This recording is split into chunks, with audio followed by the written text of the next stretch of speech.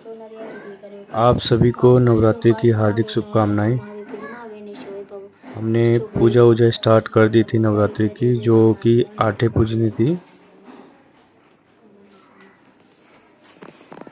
मैया की चालीसा पढ़ने के बाद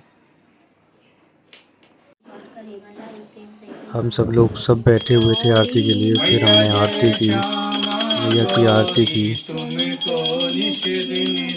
दोस्तों, हम सबको मैया की आरती करने में और पूजा करने में मतलब इतना आनंद आया कि सारे बच्चे सब साथ में थे। और वाइफ के तो 9 दिन के नवरात्रे उन्होंने व्रत रखे हुए थे, उन्होंने ही पूजा स्टार्ट करी। बच्चे भी सब मगन थे पूजा में, और पूरा विधि विधान के साथ पूजा करने के बाद जब हमारी पूजा हो गई, आप देख ही रहे हैं कि हमारी पूजा चली रही है अभी वीडियो में।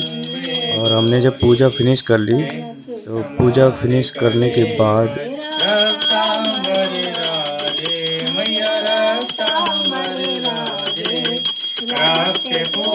दोस्तों, यहाँ पूजा हमारी फिनिश होने के बाद फिर मैं, मेरी बेटी, मेरा बेटा, हम चल दिए माता का प्रसाद लेके पहले मंदिर में चढ़ाने के लिए। देख रहे हैं कि मैं और मेरी बेटी दोनों साथ में हैं। और सबसे पहले हमने जो भोग लगाया वो शेरा वाली माता को लगाया, क्योंकि उन्हीं के ही नवरात्रे हमने रखे हैं, उनका ही विधि विधान से पूजा किया है। तो चढ़ाने के लिए मैं ही आया था प्रसाद, और वाइफ घर में पाठ करने में व्यस्त थी। तो आरती और पूजा का जो भी सामान था मंदिर में चढ़ाने के लिए मैं आया था, मैं करने के लिए आया था। और मेरे साथ मेरी बेटी थी, मेरा बेटा था। और देख ही रहे हैं कि पहले भोग जो है मैंने माता को लगाया।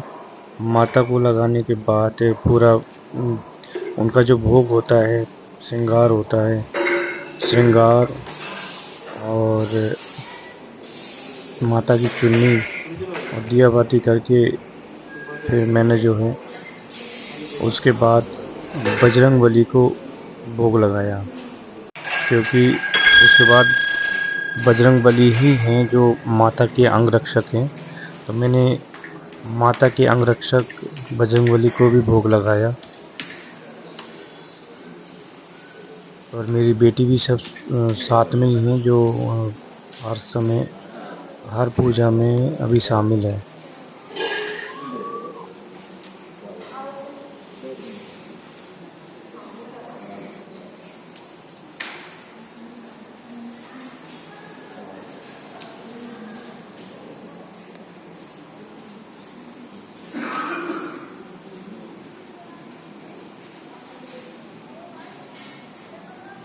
फिर मैंने जो भोलेनाथ हैं उनके लिए भोग निकाला। भोलेनाथ को भोग निकाला, जैसे माता के लिए निकाला और बजरंगबली के लिए मैंने एज इट इज़ उन्हीं तरीके से मैंने भोलेनाथ के लिए भी प्रसाद निकाला, मतलब भोग निकाला। और फिर जो हमने जल था, जल चढ़ाया। और बेटी ने जितनी मुझे भी चढ़ाना है, तो मैंने बेटी के द्वारा भी जल चढ़वाया शिवलिंग पर।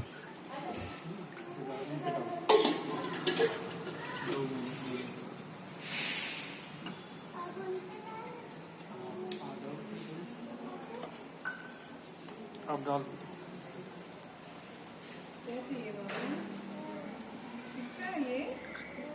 इसके बाद मैंने जो है शनिदेव जी के लिए भी मैंने भोग निकाला। और उनको भोग अर्पण करने के बाद, उनकी प्रार्थना करने के बाद में मैंने उनके हाथ जोड़े, और हाथ जोड़ के चल दिया।